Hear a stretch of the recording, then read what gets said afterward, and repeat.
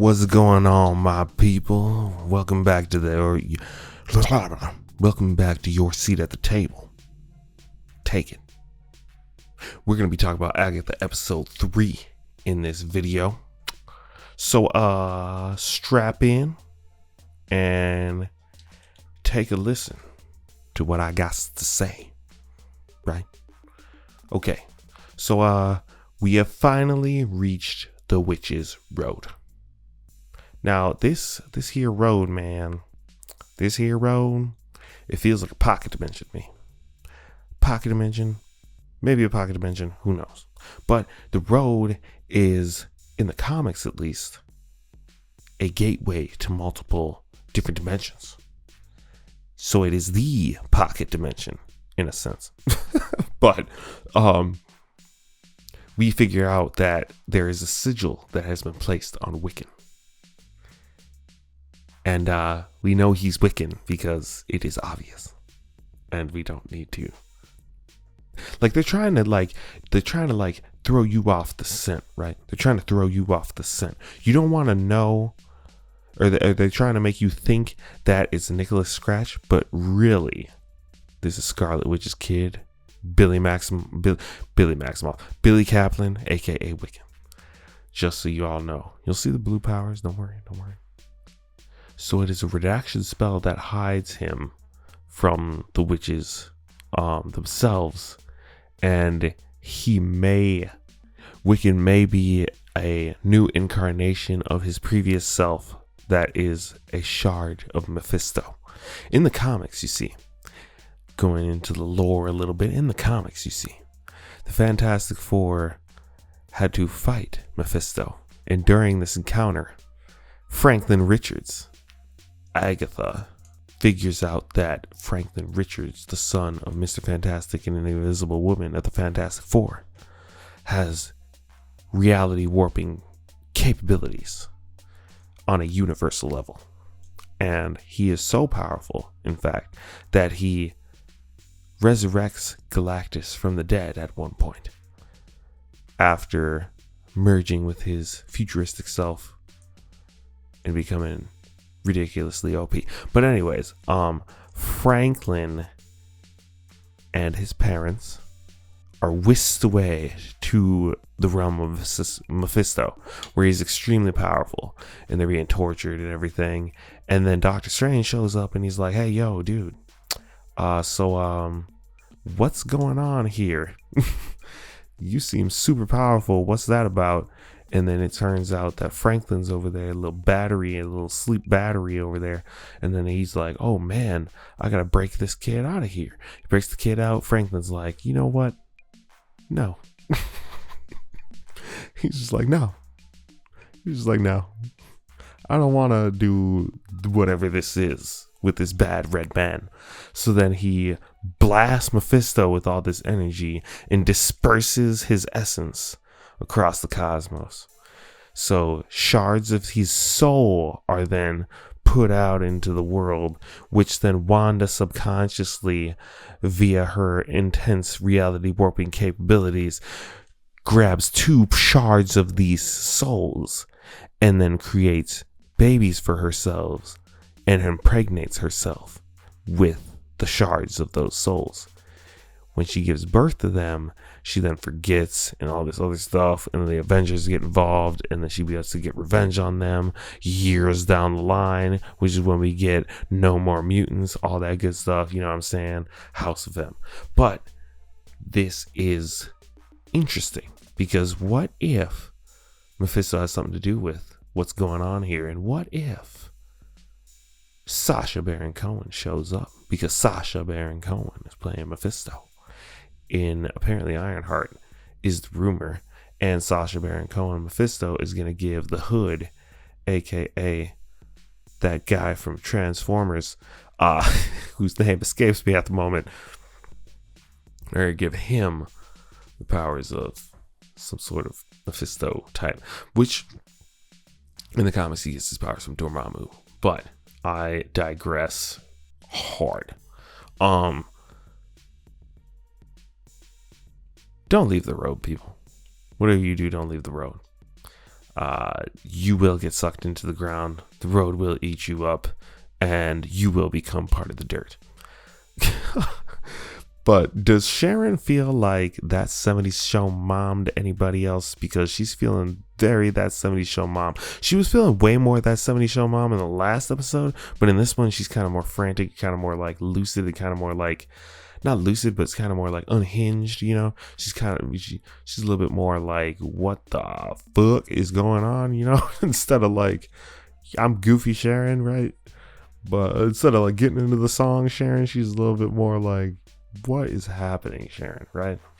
So their outfits change when they walk into this crazy house that they just stumble upon, which is kind of cool because the road will change you throughout the road in order to reflect the trials that you're going through, which is super cool. Speaking of Mephisto was actually named by Jennifer Kale. Then there's this whole implication that Billy may be, or the teen may be, Nicholas Scratch, who happens to be Agatha's son in the comics. And in this material here, as we see in the first episode, in the house, when Agatha first gets there, you see that she's like reminiscing and very sad and looking into this room filled with all this kid stuff, and it says Nicholas Scratch on one of the trophies. In the comics, Nicholas Scratch is an agent of Mephisto currently, but has not been seen since 2006 in Marvel Knights. If we see him soon, we'll know what's going on because the comics are heavily following the movies right now. If you go to the comics, you'll see Agatha's actually younger. You'll see many other similarities that I cannot think of right now. It's late, y'all. It's late. I'm recording this for y'all late because it's what you gotta do sometimes. You know, Nicholas Scratch can't be necessarily trusted amongst heroes, right? He's not such a good fella. The Wu's family is cursed, and the curse keeps getting passed down generation to generation through the women in the family. In the comics, though, she gained her mother's powers after her mother's death, and then she uses her powers as a Bangkok detective in Bangkok and abuse the weapons that she uses with hexes. So that's how she uses her powers in the comics. At least we'll see what she does with them in the show. A lot happened to Teen when he was 13. Apparently a lot happened to Alice Wu when she was 13. Usually, this is once again another hint that it's Billy, because usually mutants, when they're 13, go through the getting their powers stage as they roll through puberty. Or mutants also gain their powers through very stressful situations. Such as like near-death experience or any other catastrophe that could happen. But also it would, if I remember right, the oldest versions of the kids that we saw in WandaVision were actually 13-year-olds. So it could have been after. He could be meaning like when Wanda finally allowed the hex to go down, or allowed the hex to go down in WandaVision, and the kids then got whisked away to wherever, and Vision got whisked away to wherever, and it could be referring to that and what he went through after that point. Sharon. Everybody's going through their nightmares in this episode, and Sharon just starts yelling, "Wanda, let him breathe. Let him breathe." And I feel like this is either it's most likely this. It's from the first episode, or the first couple episodes of WandaVision, where they were over at their house. Mrs. Hart and Mr. Hart were over at Wanda's house, and he started choking on his food or something. I can't remember. It's been so long. I mean, it's been like a couple years since I watched the show, but he was choking on his food or something, and she was saying, "Stop it, stop it, stop it." But what if the words were actually, Wanda, let him breathe. He needs to breathe. Let him breathe, Wanda. That would be devastating. Or what if it has to do with somehow him dying? Because I don't know if you were seen in the last episode, but I swear like they all got frozen at one point in the town. And what if like these people got frozen in some sort of situation where they were in a place where they were going to die? But I can't remember if Mr. Hart was in the last couple episodes, so that might be irrelevant. Let me know in the comments section below. Also, hit the like button if you feel like spreading the love and you feel like you want to hear more about what's going on in Agatha All Along. So, Lilia Calderu. Let's get into some of these witches' backstories. We got into the woo a little bit. Let's get into Lilia. Lilia is the witch queen of the gypsies in the comics. Groups known as the gypsies include Serbia, Transia, or Transylvania. Lilia has a lot of connections to Wanda and Pietro, as well as their mother, Maria, I believe, Maximoff. Wanda and Pietro were adopted by members of the tribe, formed... Oh, no. I'm sorry. My notes say otherwise. It wasn't Maria. I can't remember what her name is right now. But Maria Maximoff is the adopted mother of Wanda, not Wanda's actual mother, who Lilia has connections with. But back to what I was saying, Wanda and Pietro were adopted by members of a tribe of the gypsies who were Django and Maria. Lilia is also a descendant of the firstborn of the Mordo, and Carl Mordo, who we see in Doctor Strange and Doctor Strange in the Multiverse of Madness with his dreadlocks, is her half uncle, which is strangey because at some point they actually are meant to be wed, and then before the wedding actually happens, Mordo just wanted like this powerful book from her and took it when he finally got the chance and was like, screw you, I'm going away with this book that I wanted to cause chaos and devastation. And then the goal of her and her coven during one of these adventures she went on back in the day was to obtain the book of Cagliostro, who is her actually, who she's related to a lot of people. Actually, Cagliostro is her great grandfather. The book contains magical knowledge from several sources, including the Darkhold. So this book is very powerful and is not to be taken lightly. Lilia joined her powers with her coven, Laura, Maria, and Margali, and sensed how powerful Wanda is after she was born. Crazy stuff, man. Crazy stuff. So when she's going through her little trial section of her own, we see Lady Death, which is crazy, dude. Her and Mephisto are both mentioned, and Lady Death is hovering over her maestra, or teacher. But here's the thing. Here's the crazy news, man. Here's what's going on. Lady Death has actually been seen in some... Well, let me tell you, toys and the captions of movies and trailers will give it away, right? So, for instance, Billy is Billy because there was actually a caption in one of the trailers that labeled him as Billy when he was talking. They gave it away in their own trailer. Don't know why they did that. Lady Death is actually who Aubrey Plaza is playing in this. And Lady Death is also who we see in the Hall of Gods or whatever in Thor 5, who's like the skull woman or the skull head in that, and all those statues that are around the room. She's the skull one. Lady Death is the cosmic entity and living embodiment of death itself. And Lady Death was seen in Lilia's thing.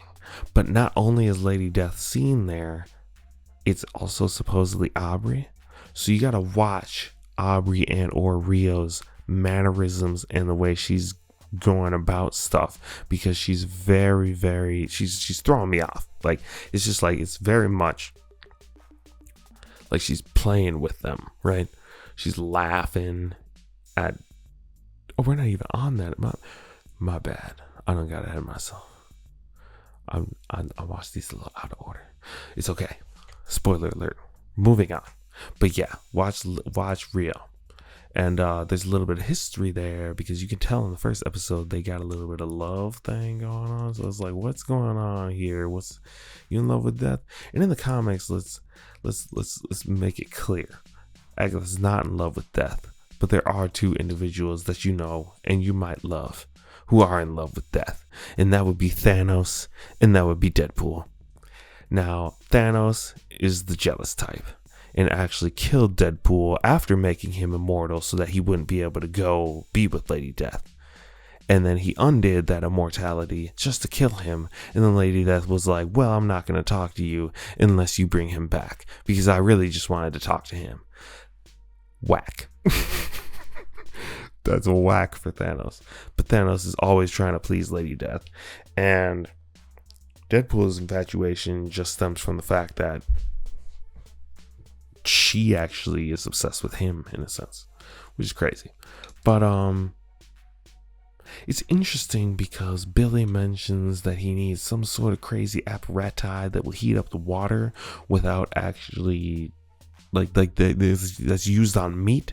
And it's interesting because we know that a certain synthezoid enjoys making pepper cash during civil wars, and I think that that's a heavy clue that it's probably Billy.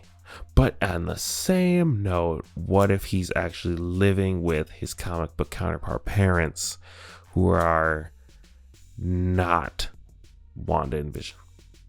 And what if he likes to cook? Who can tell? So these hallucinations from the past that they're going through are mad crazy, because Jennifer Kale goes through one of her own, which seems like some guy without any powers somehow took her powers somehow. Crazy, dude. But like, so let's get into Jennifer Kale in the comics. Jennifer Kale is actually a Florida Everglades witch.